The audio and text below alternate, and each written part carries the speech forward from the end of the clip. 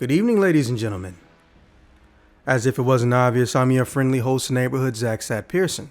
And if you couldn't guess by the title, for lack of a better term, I'm going to be comparing and contrasting Doom Patrol with Titans. Or really just why Edgy does work and doesn't work in certain situations. Now, for those of you who came for the VS part of this, let me save you some trouble right now in case you have ADHD. I'm sorry I can't conform to ADD or ADHD on some level. I'm not making fun of it, and I want to stress this, and I'm not saying that sarcastically. I knew, and everyone else knew, going in, we cannot make everyone happy with everything we do. We have a Devil May Cry video that has been held off on publishing just because people are a little bit scared. I'm not scared of it, of how people will react to it. So, to you short end people, I'm just going to tell you right now so you can feel a little bit better and not have to peruse through the whole video. Doom Patrol is going to beat Titans in almost every single category, and this video is kind of sort of going to catalog how and why. So yeah, there's the very short version. All right, let's get into it. First and foremost, I'd love to give you some basic definition on, well, Edgy, so we can all truly understand it. But unfortunately, or fortunately, depending on how you look at it, Edgy is one of those naturally inherent things that intrinsically gets discovered through seeing it multiple times and understanding and grasping the concept. Because the dictionary and the Urban Dictionary do not have cinematographic definitions. Cinematographic. Gonna look up if that's a word later. Anyways, edgy is when something comes out within cinematography that is seen as brand new or extremely hard to pull off in a stylistic and artisanal manner. Edgy is the equivalent of lightning in a bottle.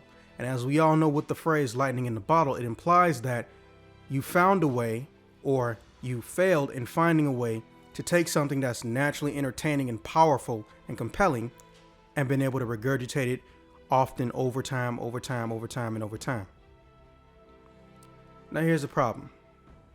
Titans doesn't seem to want to comprehend that it has failed the edgy test, but it still tries to beat that dead horse, only to realize it's blind and beating up its tired old grandma. Whereas with Doom Patrol, Edgy is just a cream freeze dressing on an already good written 5-piece/course meal.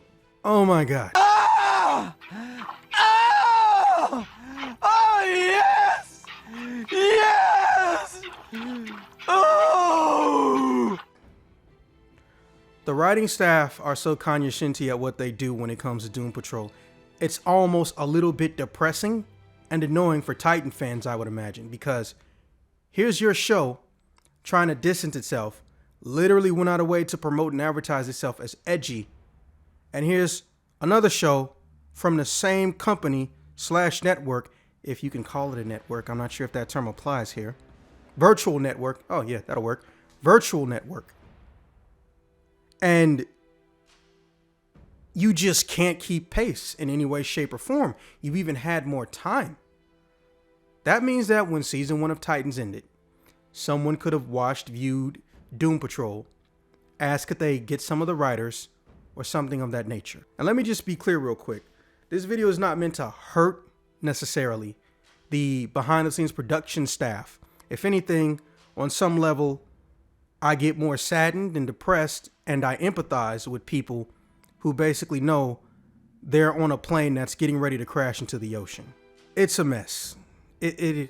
Jesus, I don't think there is a better word than mess to describe Titans. And before anyone assumes that I have some type of blind faith and loyalty to Doom Patrol, like many, I completely forgot Doom Patrol existed after that one episode where they show up, or have speaking lines at least, in the Teen Titans show on Cartoon Network. Not to be confused with Teen Titans Go. We're not going there. That is a whole nother bag of shit that I do not want to stir, because the flies will come. So when I see these characters that theoretically are going to be on this side, where I'm supposed to care about them more, inherently, intrinsically, if you will, and I see them basically being beaten into the ground, drowned, or making highly illogical things to the point where even the people saying the lines easily and openly question things on social media, I can understand their frustration and their depression, or at least their aggravation.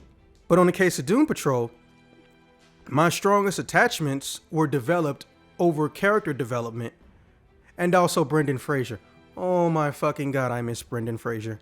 He chubby now. It's kind of adorable. I miss skinny Fraser. But Brendan Fraser, I've always looked at as an actual good actor. Can he end up in some movies that bomb or fail? Yes, but Brendan Fraser's talent is intact. Also, side note for you Fraser fans out there, you're gonna want to pour one out or cry one out to the death of PG-13 Fraser. The Brendan Fraser you see in this show is rarely shown in trailers speaking much, and I'm gonna tell you why. 70%, and this is barely hyperbole, guys, 70% of Brendan Fraser's lines begin or end in a paragraph with swearing. Sometimes it's creative, and sometimes it's just expression-based swearing, like, you stub your toe, ah, shit, to fuck knuckle. That being said, do not mistake how he's treated as some type of wholly systemic caricature of what people think Edgy's supposed to be. I've spoken to quite a few people on this. There's actually a growing community that thinks that Brendan Fraser's entire purpose is to basically be a parody of what people think Edgy is. But if that was the case, they wouldn't have involved or had any type of character development with his character. We get to see a side of Brendan Fraser and his acting variety and skill that up until this point is practically unheard of. And I want to see more things like that. I don't mean a character who swears like 10 sailors stuck inside the Hulk. I mean actors who are known for only doing one thing one way, showing, oh, I guess you must not know what my name is, hypothetically speaking. And on the opposite side of things, not playing devil's advocate, I'm pretty sure the devil made sure this show was going to be a shit show. Other characters are far more established, not just in comic book form, but also in media representation form. Let's not forget, Batman and Bugs Bunny are some of the only characters nearing 200 different iterations upon themselves in popular media formats. But let's not forget, everybody loves, well, I almost said it, everyone loves Richard Grayson. For those of you who don't know, yes, Dick Grayson isn't actually named Dick Grayson. Dick is his nickname because apparently someone in North America decided if your name is Richard, that automatically means that your nickname is Dick. I'm not making a joke here. For those of you possible out-of-country people, it's a real thing. I don't know how it happened. My name isn't Richard, thank God. But when you see from the very first trailer of Titans, Robin saying, fuck Batman. Secondly, if memory serves, shooting people with a machine gun and killing them. I get that they're trying to show and display. We want to let people know how different we're going to be. I get it. I understand. You have to show people how you are going to represent and do things to set a tone and aesthetic for the show for them to latch onto and get to know and love, or unfortunately, disown and loathe. Honestly, I will say this. Brenton Thwaites, I apologize if I fucked up your last name, bro. What country is that shit from? I'm going to look up the meaning of that last name one day. But you are a case of what I like to say, good actor, bad situation.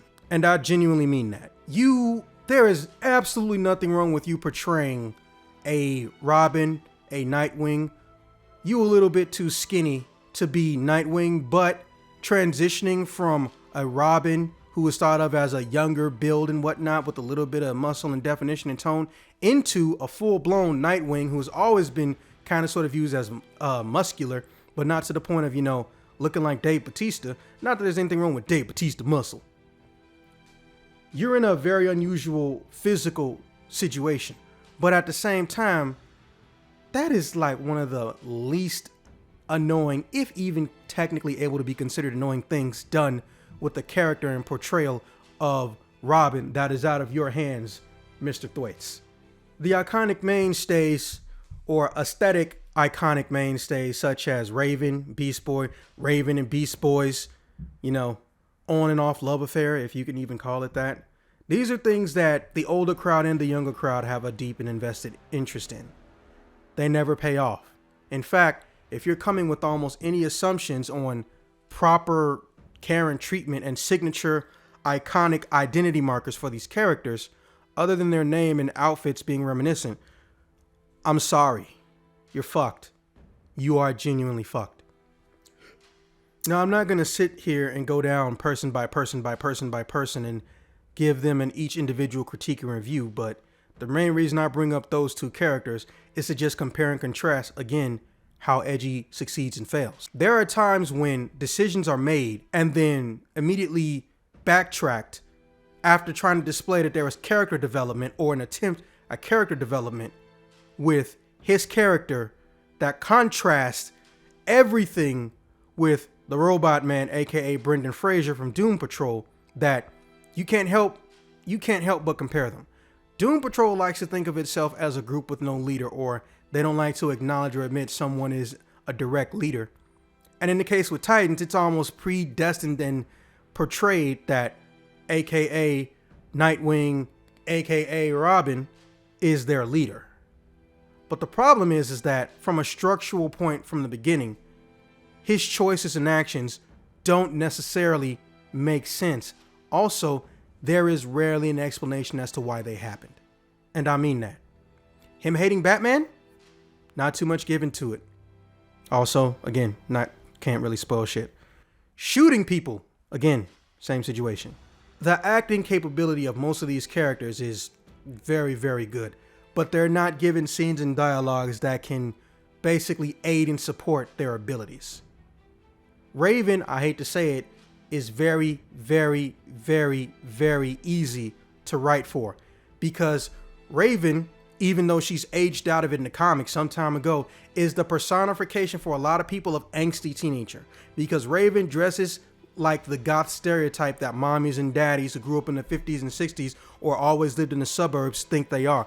Oh, they're just in a phase type dressing. But also, her character doesn't adhere to that. So her character has its own identity crisis in and of itself, much like Robin. However, on the flip side of trying to be edgy with character development and identity crises, oh, holy shit, Doom Patrol. Oh! Oh, yes! Yes! Oh, hang on a second.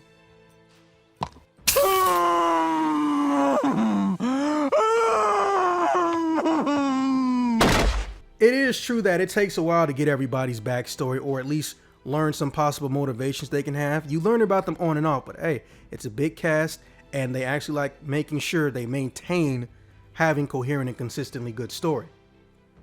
Diane Guerrero, aka Crazy Jane, aka not gonna go through all her AKAs because they even confirmed in the story she has over 24 different personalities, and sometimes they even have different speaking voices. She's somehow become Raven on some level. Things that I would have expected Raven to do and think and act like in episodes I expected she would have. And I don't mean as in episodes in cinematography terms. I mean episodes like mental issues or events of conflict and internal crisis. You would expect Raven to have. She has in spades. And you don't even know necessarily when she's gonna glitch out and flip into someone else. There is an on-screen indicator, and sometimes there's physical changes. The hair will change, makeup will change, and the special abilities will change. Or superpowers. Sorry, I'm thinking video game terms. But rest assured, if you are even remotely disappointed in the treatment of Raven as a character in Titans, come on and ride that lightning in the bottle all the way over to Crazy Jane Town. The best comparison I can give a character like this, for those of you who remember Iron Fist, not season 1, season 2, Typhoid Mary. Yeah, that's the closest comparison. Except Mary is far more beautiful and seductive and adorable somehow simultaneous. Okay, getting off topic. Editors give me that look. Crazy Jane is a character in and of itself. a character within a character. And that's not hyperbole. That's actually how she's built. There are episodes where you even go inside of her head and you find out, yeah, she's a living identity crisis personified. Those are words I would normally try to use to describe someone like Raven. But I don't know what it is. If you look at runtime or just not so much character on screen time, but character attention, Raven does not get a lot. Many characters who have speaking roles and they're important, they're going to stay in the supporting cast or the primary cast, don't get a lot. That's just how it is. I get it. But for some reason, the writing staff, whether they're doing it on purpose, have made it so you understand motivations far more coherently than practically the entire cast of Titans.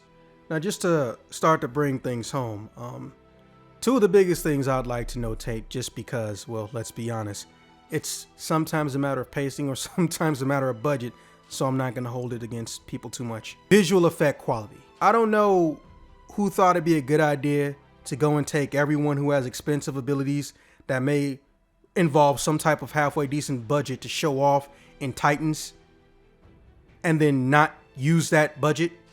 Or maybe they funneled it into Doom Patrol, but Doom Patrol's CG is not what you would consider the end all be all. Nothing is truly one-to-one. You can almost effortlessly tell what is and is not something that's CG. But here's the thing. There are still situations where it becomes so seamlessly blended in that you don't know if it's CG necessarily or actual just special effects, smoke and mirror, magician type shit. Whereas with Titans, I'm surprised they have enough in the budget to afford somebody to erase wires off the characters. I understand and get that most of the ability sets in Titan relate to physical shit or they relate to showing off super strength. So athletic and super strength. But you have Starfire and you have Beast Boy and you have Raven. Starfire would be a dream of any special effects studio. You're making auras and beams, the end. Beast Boy is a living fucking nightmare that's only going to go one of two ways. Have enough in the budget to make it so he literally is always CG, or have enough in the budget to have an actual animal and then key it into being whatever green tint you need. And then there's Raven. Here's a little bit of a, future statement for those of you looking to see what they do with Raven. Nothing, because they didn't try. You will not see Trigun. I don't even think, nope, I specifically don't remember ever really seeing Raven with 4 eyes. There was never a point where her magic powers expanded to the point where she became a giant. Any type of ability that can induce fear, or fear that would be warranted for a girl with this type of power, you would think that wasn't black, steamy, aura type based shit, didn't happen. Basically a set of effects that are very standard, nothing too special to write home about. But then there's April Bublé.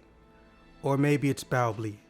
She doesn't spell it like Michael Bublé, but hey, I have no idea how these names work. I'm just very sorry, Miss April, if you see this. However, I am also more saddened that they don't let you grow your adorable hair out. Elastigirl, gee, I wonder what her ability is. Surprising absolutely no one, character development has a bit of a physical manifestation aspect to it. And I don't mean hostility towards how she treats someone. I mean, she can look like what happens when you put a marshmallow inside of a microwave for a hot 30 seconds. But flesh colored, it works for her character. Because if you stop and think about it, her having an issue would be hard to portray. If she was just insecure about relevance and getting attention, that's not something that's gonna have a physical appearance. Almost everyone in this show has something on their physical appearance, if they're a main character, that denotes changes and states. And I don't know if anyone noticed that, but the characters in Doom Patrol inherently have identifiers that let you know if there's a changing or swinging emotional, psychological, and sometimes physical state. Well, there's not really a set length given, but let's just say she can turn into an amorphous Engon-shaped blob that vexes the entire suburb that they live in, or just her herself when she's trying to do the right thing, or use her abilities for defensive or offensive measures. Now, this is something so far, light spoiler, she hasn't truly completely overcome. However, it's nice to see a strong, independent woman slowly becoming strong and independent without the word strong and independent or some form of obviously, unfortunately hammered in verbal statement saying such instead of showing. It's a movie. Show, don't tell. Yes, I'm lightly insulting the new Charlie's Angels, but I'm going to be honest. I like Charlie's Angels, almost every form of Charlie's Angels except that new one.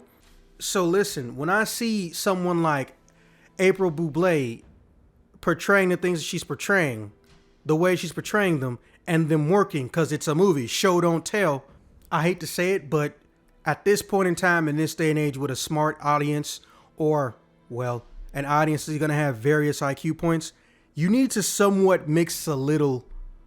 But the thing is, the ratios aren't exactly going to be leaning in one direction all the time. She emotes in such a way that you can almost tell.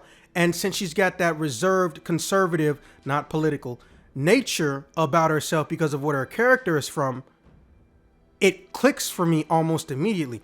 I almost empathize and bond with that character more than I do anyone else. Not because I think she's pretty, but because I remember a time in my life, it was a long time ago, when I was going through similar issues of understanding my own identity. It was an unexpected journey for me, and I fucking loved it.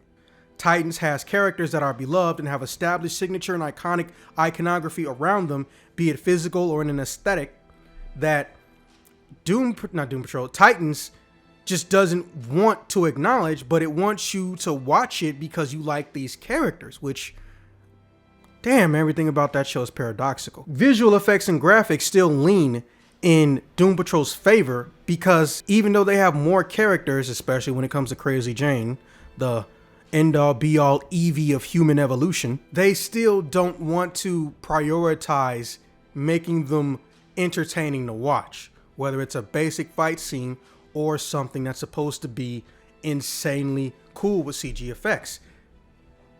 I guess maybe DC lowered their budget at some point in time because they weren't expecting a lot. I don't know. However, I am curious at the point in time that I'm recording this, if someone can tell me if Titans is canceled. It wouldn't surprise me. The way I feel, and again, I cannot prove this, and I'm not saying that this is objective fact. Somebody greenlit Titans. Then after the trailer, they realized they had a bomb on their hands. So even though they were guaranteed a second season, or a second season was going to be established for whatever reason, maybe they couldn't think up enough shows in enough time, they were given an extremely lowered budget. And that's why action isn't as cared for as it is. And here we are with Doom Patrol, who has so many elements of absurdity that blend together, whether it's psychological horror and made up things about how people perceive themselves, which indirectly and or directly leads into character development or character crises. They just feel more believable. And when I sit down and watch them side by side, even if I went episode per episode, I'm not watching Titans again, that hurts my soul too much. I can truly see that Edgy favors the bold, but Titans is blindly arrogant. Edgy embed April Bublé, Diane Guerrero, Brendan Fraser, Alan motherfucking Tudyk, and I love them for it. I really do. I really do. They did a good job. The worst thing I can honestly say about Doom Patrol is that sometimes I feel like Elastigirl is left out because they don't want to make some form of special effect that's cheap to portray her skills and abilities. Jovane Wade. I respect what he's trying to do, but there's something about the way he emotes in the less extreme times as Cyborg that it feels like he just learned to act last week. But rest assured, this is not a consistent thing. Those moments are few and far between.